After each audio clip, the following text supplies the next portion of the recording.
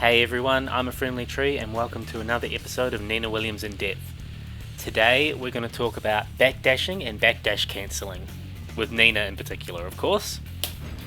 Double check the settings quickly, so that's okay, we're happy with that. As long as we've got the command history, that's the most important thing here.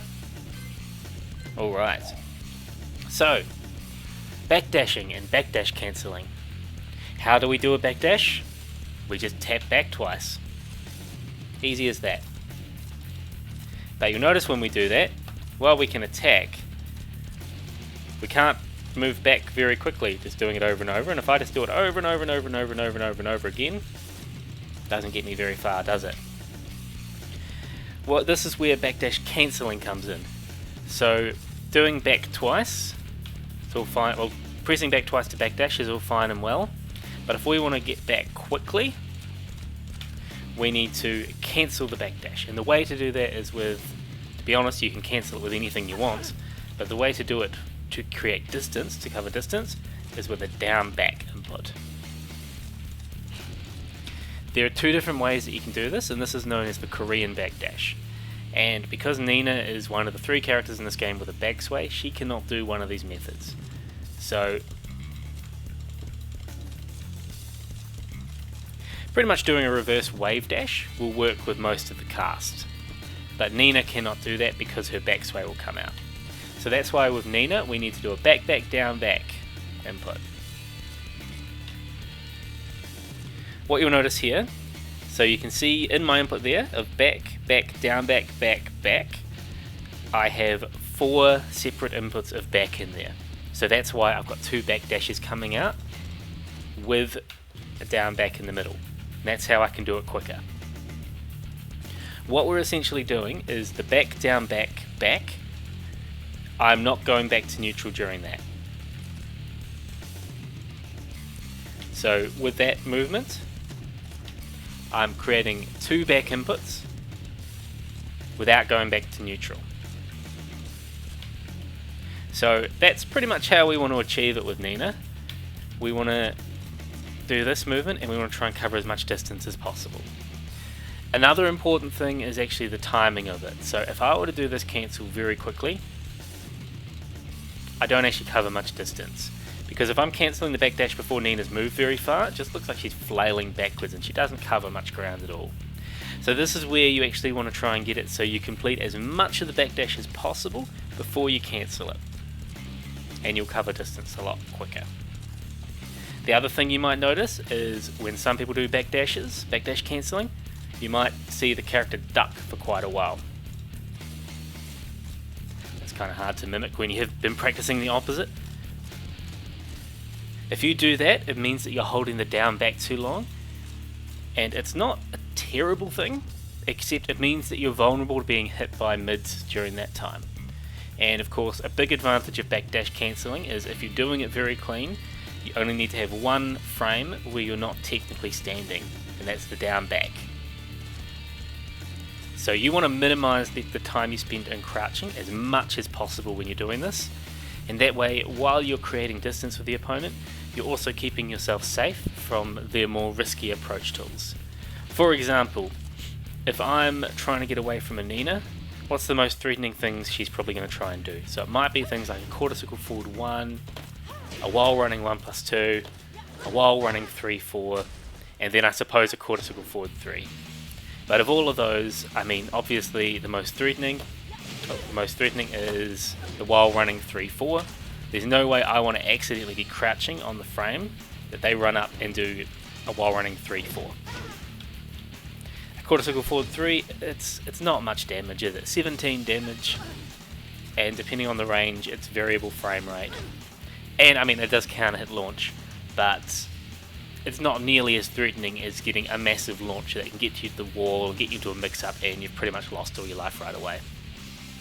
It's the same scenario with a lot of characters, such as, Kazumi, Dragunov. Most characters, when they're approaching, they're not really using threatening lows, except I guess it's a hell sweep for a lot of characters. But either way, what we're looking at here is we're looking at the safest way to use a backdash and how to apply it there. Alright, time for what is definitely the most important part of this video. For the Korean backdashing and the backdashing in general, I need to show you my inputs. So on the player 1 side, to go back I use my thumb. Double tap my thumb quickly. If I want to do a cancel, I push down. So what you're seeing, back, back, down, back, back, back. Well, sorry, back, back, down, back, back, neutral, back. Oh, froze for a second. So it's up to you how many fingers you use here. As long as using one finger in your thumb, you can achieve it, but you push down with whatever you feel comfortable there. So I really need to try and lock down this movement here. So I'm holding back, I go down, back, then neutral, press again. So by doing that, you get that sort of movement, like that. So you can see I'm doing a back, then I'm doing that special movement. The end of that special movement of the back, down, back, back is the first back of doing another backdash. And then, like I said, it's not about doing it quickly, it's about minimizing the time and crouch, but trying to do it at the end of a backdash so that you cover more distance. If we switch positions, if I do it on this side, it's a little bit different because you're doing it purely with your fingers here. Your thumb doesn't have to get involved. So it's back, back, like that, then that movement. What I'm doing, it's the exact same movement, but I'm doing it with my fingers alone. And it makes a pretty funny looking movement with my fingers, in my opinion. Yeah. So once again, you're not doing it as quickly as possible because you don't cover as much distance. Yeah. Alright. Now for the fun part again, checking if my pad works.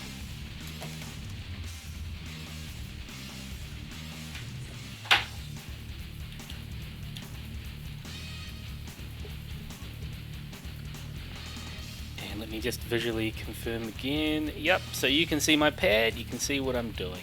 Good. So I definitely find this a bit harder on pad. But what you're doing, the back motion like that. So I'm not letting go of back during that movement, okay? And what you wanted to do is you wanted to avoid accidentally pressing down during it.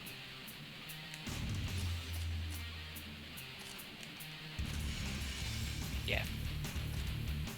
So I'm just sort of scribbling like that. You go hold back, doo-doo. So you're not pressing too hard on the down. You're really just trying to go on that little diagonal area there as you do it.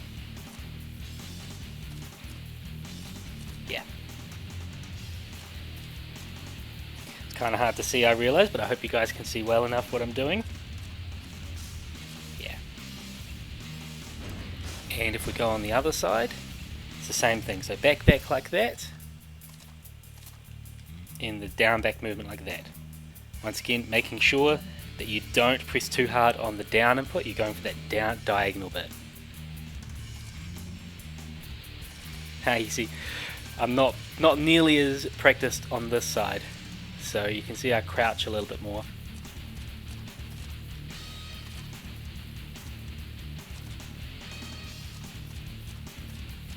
Yeah. So that's how you do it on pad, and that's how you do it on stick. Alright, so how do we use a backdash and a backdash cancel? I think this is a pretty easy one to answer. You are using a backdash to create distance. You're using it to either get out of an opponent's mix-up or to try and bait a whiff. With that in mind, anytime that you do a backdash, you need to be ready and looking at what the opponent does, whether it's a single backdash or a chain of cancels, because if they do something that gives you an opportunity to punish, you need to be ready for it. Oh, sorry. So let's say we do, how do I do this? Let's do 1 + 4, down forward 2. So for example, block that, they jab. Oh, backdash didn't work too well there, did it? Whatever they do,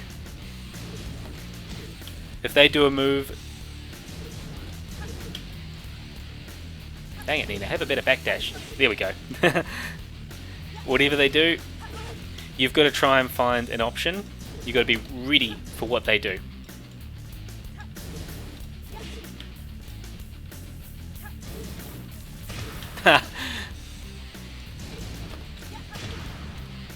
Clearly that's not what you want to happen. Yeah. So you've got to be ready for whatever move they do. So if you're doing a backdash, you're trying to bait a whiff, or you're trying to get out of pressure. And I'm not trying to do a wipe the floor there, I'm trying to do a down forward four, so I apologise everyone. So that can happen. So with that in mind, it can be a great check that you can do on people. We don't need to record, we can just stand. Because you can do things like a jab and then just a simple backdash, don't need to backdash cancel, or a down forward 1+2, any move you do into a backdash.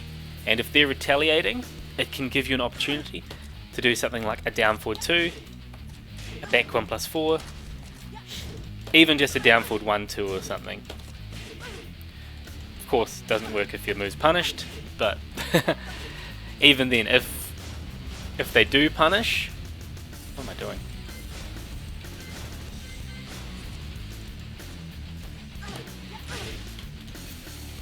Oh, I just lost it. Ah.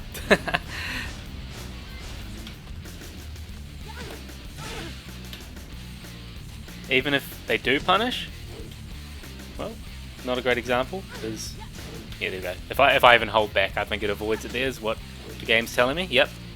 But even if they do punish, you can still try and backdash to create that distance, and then punish whatever they do, because it can cover a lot of defensive options too. You've got to remember that during a backdash, as long as you're not doing the down back part, you're stand blocking. So the risk is very low for you doing this. And it suddenly becomes what seemed like a godlike mix-up for them, or godlike pressure, much more risky. Yeah. You get the idea there. So you can use it both offensively and defensively. You can do a move and then backdash. Probably not when you're at that kind of frame advantage, but it's still an option. Could it be checks?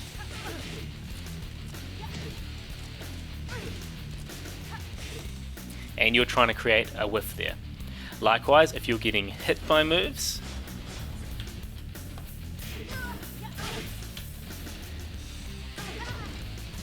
you can try and use it to create a whiff. So it's a defensive option you can use, where other options may not work so well. I think in this scenario, no.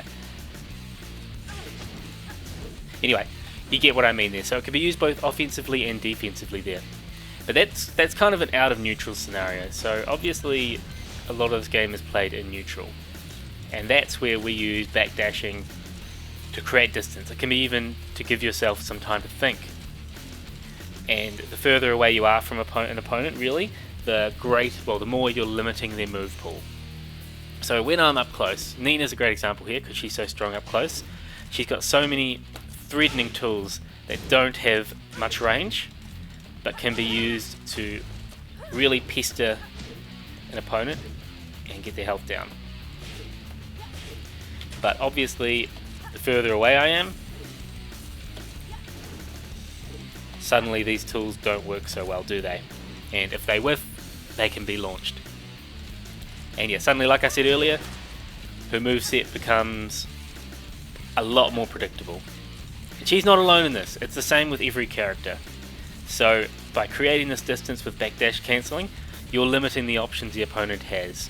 And if they're not just going to approach you and try and get in, and then get to a range where they can use these greater moves, you can at least look out for the moves that do work at these ranges and use your knowledge on how to counter or deal with them, whether it be sidestepping, side walking, or even just blocking and trying to bait a whiff. Also at this distance, it can give you a time to just sort of check. You've got a good chance to see where the wall is. You're trying to get positional advantage and things like that. and you can just figure out how you can have the upper hand on the opponent. With this in mind, you've also got to think about your health, okay? So if you're backdashing and creating distance, if you have more health than the opponent, it's more likely they're going to try and approach you. But if you have less health than them and you've backdashed, suddenly you might think, oh yikes, now I have less of a move pool to deal with and to utilize, and they have the advantage. The time is running down. I need to get in and do damage. How do I do that? Now I'm in a predictable position where this could be risky. So this is where you've really got to try and use it cleverly, okay? So just because you know how to backdash cancel doesn't mean you should be using it every second. Sometimes just a single backdash can be better, and seeing what they do, because then at least you're not getting too far out of the useful range for your character. So make sure you're keeping an eye on the resources, time, your health, everything, and the position from the wall and stuff as well. You don't want to just backdash yourself to the wall and then find yourself with no way out. Alright. Honestly, I think that's everything I want to talk to about backdashing and backdash cancelling. Thank you very much everyone for watching. Let me know how you use Nina's backdash, or any character's backdash in this game really. There are lots of situations it can be used, and movement is really the strongest thing in this game. So backdashing and backdash cancelling, it's something you should be getting very familiar with using quite frequently, as long as the time calls for it. Alright, thanks everyone, please like and subscribe, and I'll see you next time. You win. What's done is done.